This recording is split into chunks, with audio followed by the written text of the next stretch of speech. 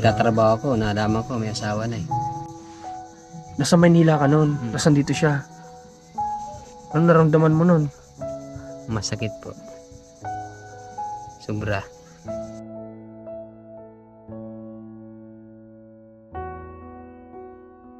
Kapag naglalako ka, kapag wala si kuya, papaanong ginagawa mo? Kasama ko po yung mga anak ko po. Wala po kasi magbabantay po ay.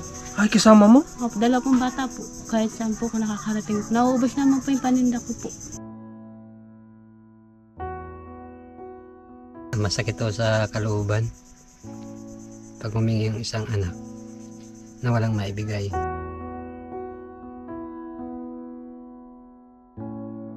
Good day mga kalingap sa lahat ng viewers natin sa ating Facebook page, sa ating YouTube channel.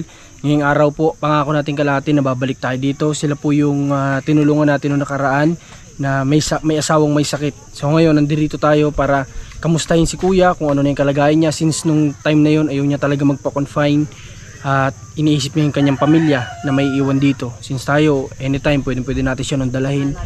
Pero ngayon, kamustahin natin kung ano na po yung lagay ng sitwasyon nila. Tara po. Po kayo ate. Okay lang po. Dito si ate. Ano nga ulit pangalan mo ate? Jocelyn po. Si ate Jocelyn. Siya yung 27 years old pa lang, di ba? Tama ba ako? Opo. Kamusta yung ano nyo, sitwasyon nyo ngayong araw? Ayos lang po. Ayos naman. Si kuya. Ito si kuya oh. Ito nga. Kuya, kamusta? Kamustahin ko muna si kuya. Kuya, kamusta ka po? May giginawan pong kaunti na. Ha? May giginawan po. Magaling-galing na. Ay. Ngayong araw, saan ka, anong lakad mo ngayong araw? Naglilibang-libang lang ho at yan, nagkakaano pag tulog laging masakit ng katawan. Lalong tatagal ang sakit, ano? Pero ngayon, kamusta yung pakiramdam? Okay naman na, hindi na kagaya noong nakaraan. Pero masakit pa rin po yung aking Tagaliran. Kasi si kuya yung pagpunta natin dito, grabe yung kaligkig niya talaga. Talagang marinig mo yung halinghing niya na sobra. At ito yung anak nila. Nasa yung isa yung anak? Doon po, naglalaro po. Ay, naglalaro. Ito si Mark. Ito ba si Mark? Opo. Tapos yung isa si Kobe. Okay. So, kamusta natin si ate? Nagtanghalian na ba kayo ate? Opo, nagkain na po. Anong inulam nyo ngayong araw? Yung pichay po na ginis na may itlog po. Okay. Sino nagluto nun? Ako po. Ikaw nagluto. Ay, okay. Ate, abalahin mo na kita sa paghugas mo ha? Sige pa. Sige, maghugas ka muna ng kamay mo. Kumusta ngayong araw naglako ka ba? Opo, naglako nga po ako ng sihi po at kasag po. Sihi at kasag? Ano yung paliwanag mo sa kanila? Ano yung sihi at kasag? Ano ba yan? Yung sihi po, parang sansuso po na maliliit po. Nagagasang po dyan. Ibig sabihin para sa yung mga pagkain na seafoods na nasa shell? Opo. Okay, magkano ang bentahan ng ganun? 20 lang po, tapos sa akin po ay 15 lang po. 15 ang? Isang, sentuhan po, 15 pesos. Hindi na po. Sa kasag din po ay lang din po ay 15. Hindi, ibig sabihin mo sa isang balot sa kanila 20. Opo. Pero sa'yo kapag binenta mo, 15 lang. Kahit kung magkano po ibibigay sa inyo, yun lang po ibibigay sa iyo po. Yung sa may-ari po yung malaki. Kasi sila po po ay nagagasag po. Ibig mo sabihin, 15 pesos yung ibibigay sa'yo? Sa kanila po kasi yung tinitinda po ay. Pero yung 15 pesos na yun, pambili ilang ilang balot yun? 4 po. 4 na balot, 15 pesos. Grabe naman oh. Ang hirap po ng ganitong ng ganitong sitwasyon, ganitong trabaho, ng ganitong buhay, ang hirap. Okay, so ate, kapag naglalako ka, kapag wala si kuya, papaanong ginagawa mo? Kasama ko po yung mga anak ko po. Wala po kasi magbabantay po ay. Ay, kasama mo? Opo, dalawa pong bata po. Kahit saan po ko nakakarating. Nauubos naman po yung paninda ko po. Ay, grabe. Alin dun yung dalawa o yung isa? Ayun, kanina umaga po, ayun pong batang maliit. Yung bunso po, yung panganay po naglalaro po dyan. Ay, hinayaan mo lang siya maglaro muna dito. Opo. Tapos karga-karga mo yung isang bata, habang bit-bit mo naman yung nilalako mo. Opo. Grabe. Paano mo nagagawa yun bata pa lang, ang bigat na. Ang liit-liit ng katawan mo. Wala po, kasi po, ay, kaya ko naman po.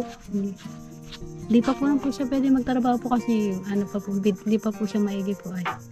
Kumbaga, tinitiis mo na lang, sakripisyo na lang. Kasi, wala tayong choice sa buhay. Ano? Grabe. Minsan ba, may time ba na, paano yun? Kung halimbawa, yung mga nanguhuli, umabot na ng 1:00, 2:00 yung pagdating dito may mga ganong bang pangyayari? Na minsan alas 2, alauna na dumarating yung ilalako mo. Minsan po gabi na po. Minsan po alas 5 nag-alako pa rin po ako minsan po. Paano kung halimbawa ganun nga, mga alauna, alas 2, paano yung, di ba, doon lang kayo kumukuha na ibibili? Minsan po, di na po binibenta po sa akin sa kinabukasan na pong maga. Pag di po naubos. Inaanohan po ng yelo po. Nilalagyan ng yelo pag di naubos sa akin yung tinitinda. Okay, ganito ate, may tatanong sa'yo. Yung kadalasan ba na pinangkakain ninyo saan ang gagaling since si mister mo nakikitrabaho din? Ano po? Tapos ikaw naglalako. Ano yung pinagsasama nyo? Anong diskarte nyo sa ano? Ano po, yung pag binibigyan po ko minsan po ng 60, binibigyan po ng bigas po, 1 kilo. Paano yung ulam? Ayun po, Yung ilalako mo naman? Opo, yun po. Ayun nga ang ibig ko sabihin natin. Paano kung alauna pa dumating yung panlako, di late na sa oras kung ilalako mo pa yun bago ka palang bibili ng ulam. Yung mga ganun bang pangyayari? Minsan late na kayong kumakain? Minsan po, pinapauna ko muna po yung anak ko po. Yung mga anak ko po dala, pinapakain ko po. Minsan po ulam pa kape. Ulam ay? Kape? Grabe. Baka kapeng bigas pa yan. Hindi po, yung sa tindahan po. Yung binibili. Buhay to. So ngayong araw, naglako ka, magkano ang kinita mo? 30 pesos po, yung kasama po yung kasag po. 30 pesos? Anong ginawa mo sa 30 pesos? Binili ko po ng pagkain po ng anak ko po. Ganito talaga mga magulang Talagang kahit minsan magutom tayo, mahirapan tayo, makaramdam tayo ng gutom, kalam ng sikmura, huwag lang yung mga bata. Opo. Kahit anong pagkain, basta lalaman sa sikmura ng bata ay gagawin natin. Kung minsan nga yung isusubo natin, bibigay pa natin sa bata, di ba? Opo. Maraming buhay ito. Okay, si Kuya, anong ang pangalan ni Kuya? Mario po. Si Kuya Mario. Paano? Anong plano ni Kuya Mario? May nararamdam daw siya sa kanyang tagiliran. Sabi ko nga po sa kanya, wag na po siya muna magtrabaho po. Pag maigigin na po, pwede na po siya magtrabaho. May iniinom ba siyang gamot para Opo, sa... meron po dyan po. May iniinom? Opo. Ano po yung malalaki po, ano po siya, umaga hapon po. Umaga hapon. Yung maliit po, 1 beses sa isang araw lang po. Itong mga nakikita ko dito ate na panggatong ninyo. Opo, dyan po yan po. Yung mga panggatong na yan, sino ang nangunguha niyan? Ayun po yun yung kahoy po niya yung kinuha po dati po niya. Dyan, dadagay po namin dyan sa ilalim. Sino ang nag-imbak nito? Yung asawa ko po kanina bago po nag-alis. Okay. Basta't sa lahat ng gawain dito sa bahay na pagluluto, lahat yan ikaw gumagawa na yan. Opo. Tapos si mister mo naman, ang bahala naman dun sa, ano ba yung tinatrabahuhan niya ulit? Hindi ko, ano po, naglibang-libang ka ba, hindi daw po siya maanuhan dyan. Hindi po, yung mga naging trabaho niya. Ay, nag-ano po siya, nagtatabas po, nagpapalaw po siya. Ano yung palaw? Ano yung Yun na palaw? po siya, nagbubunot po siya ng nyug po. Yung, tinatanggal yung balat ng nyog. Opo, ganyan po siya, ayun po yung nyug po na yun.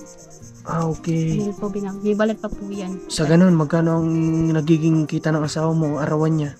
Hindi naman pares-pares po ay. Pag naka 1,000 ka po ay 350 lang po. Naka 1,000 nyog na binalatan, 350. Opo. Grabe, sobrang hirap nun.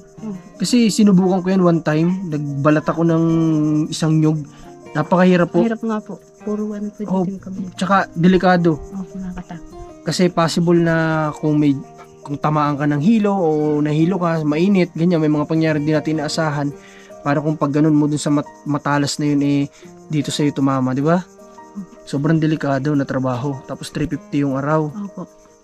Ay, grabe. Minsan ba nawawala ng trabaho si Mr. mo? Opo, minsan po. Anong ginagawa niyo po ganun? Yung inaarawan po, tinatabi-tabi ko po yung inaarawan po niya.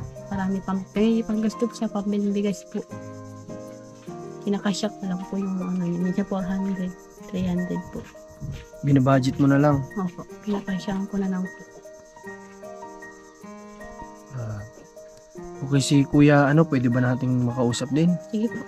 Kuya, lika po Kuya. Yung tawag po. Dito ako. Tabi kayo ni Mrs. mo. Ano ulit pangalan mo Kuya? Mario po.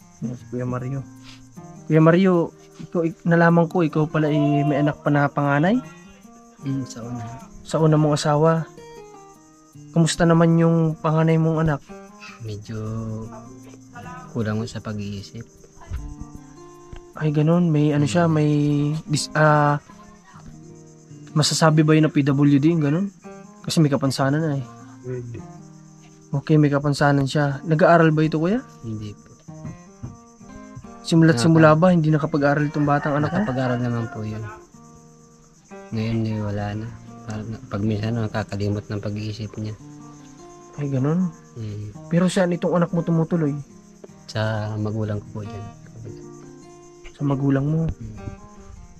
Kuya Mario, gaano kahirap yung ginagawa mong trabaho? Sobra po talaga. Kahirap. Tiyagaan lang po. Tapos ganun lang kalaki yung kinikita, no?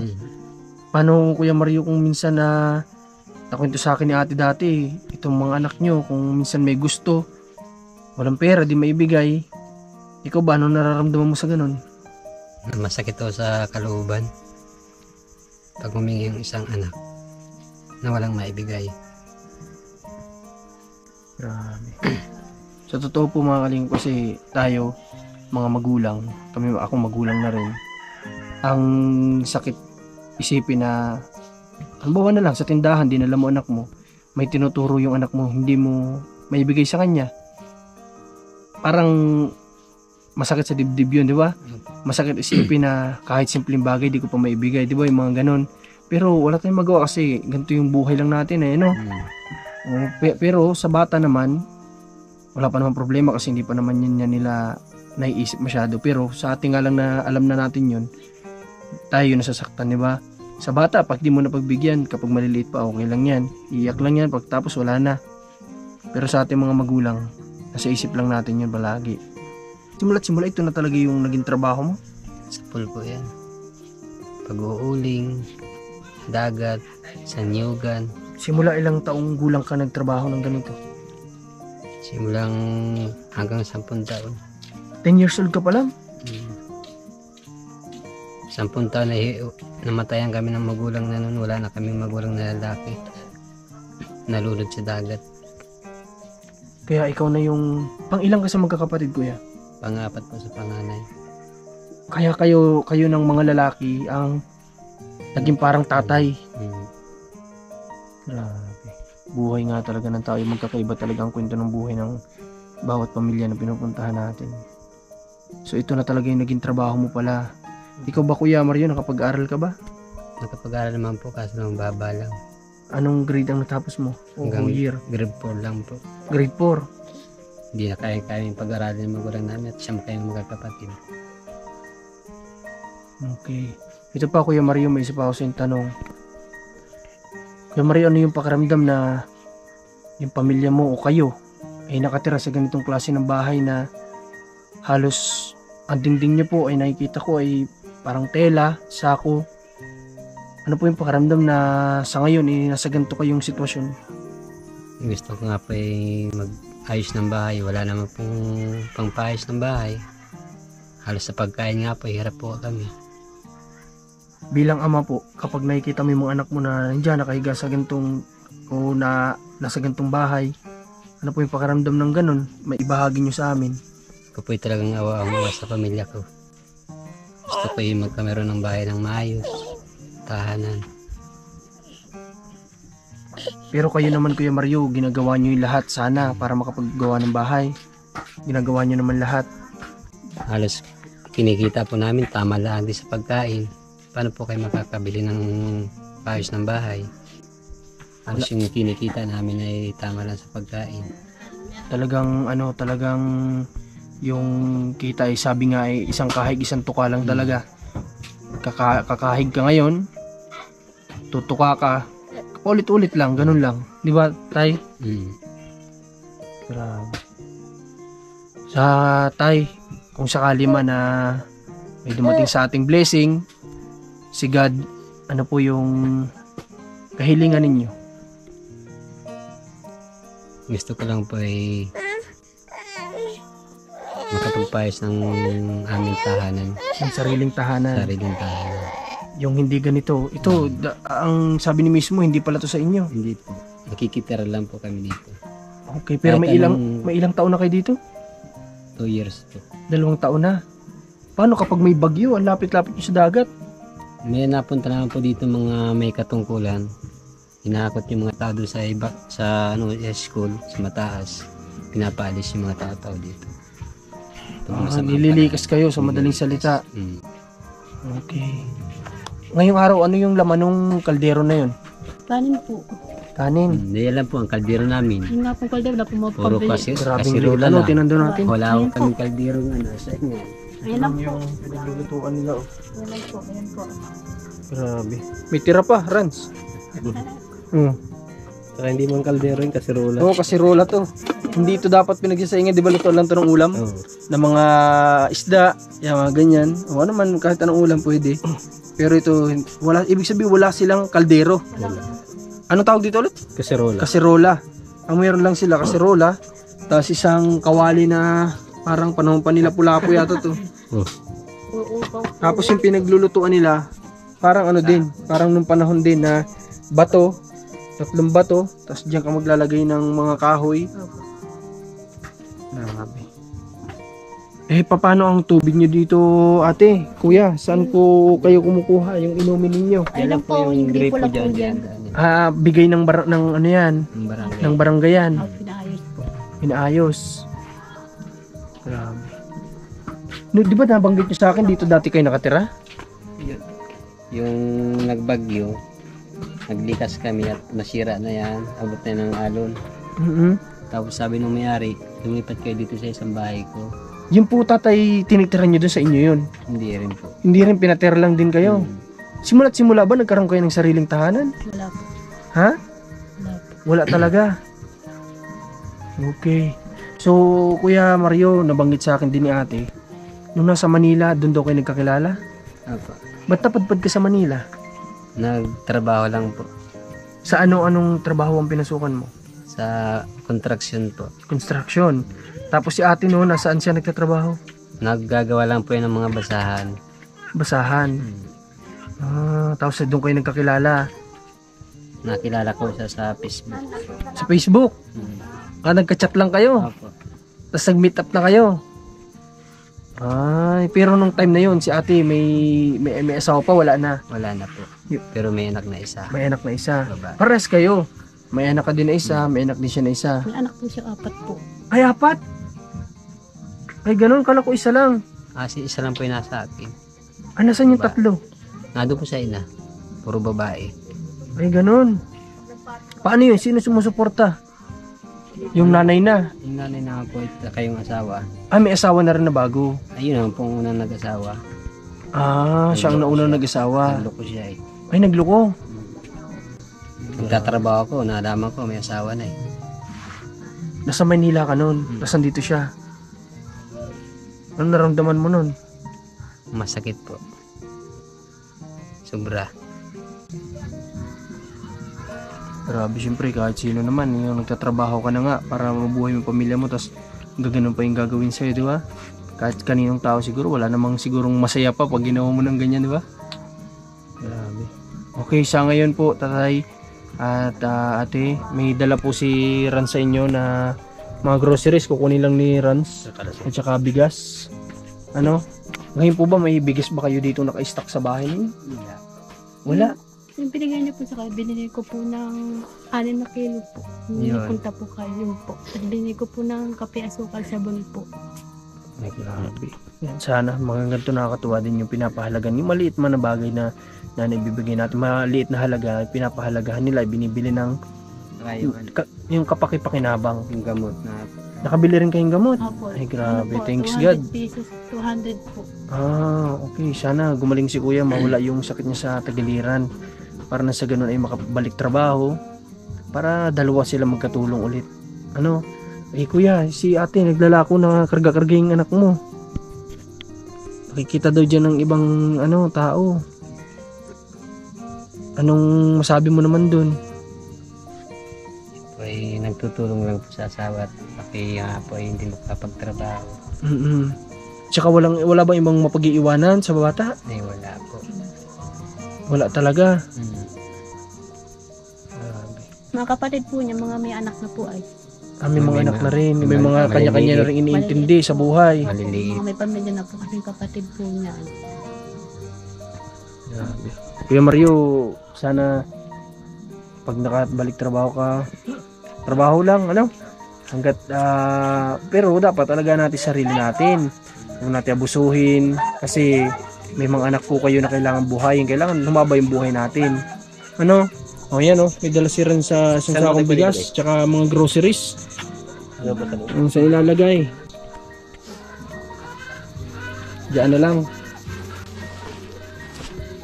Ayan. Ayos. O yan ay. Mayroon na kayong kahit paano kung konsumuhin na bigas. Ano? Sa groceries. Kayo na may mga lutuin doon. Kayo na bahala magluto. Ano? Anong masasabi mo ate sa blessing na natanggap natin? Maraming salamat pang tumulong po sa amin. Sa pagbigay niyo po ng bigas at mga pagkain po kung ano naman po yan. Maraming salamat po. Okay, ikaw kuya, may gusto ko sabihin. Gayon din po sa akin. Maraming salamat po sa inyo sa binigay nyo sa amin. Kami po ay nagpapasalamat ng maigi. Okay po, wala pong ano man yun tay. Basta kami naman kung ano lang yung maitutulong namin sa mga kababayan namin dito, gagawin po namin, ano?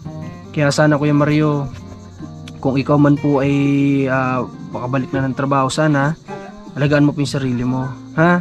Para po, ganito lang po kasi yan Kuya Mario, kapag gabi, kaya nga ginawa ang gabi para ipagpahinga, para kinabukasan may lakas ulit tayo, di ba? Tayo po may trabaho, kailangan palaging malakas yung katawan natin, ano? Kumbaga kondisyon, sabi nga dapat laging kondisyon, ano?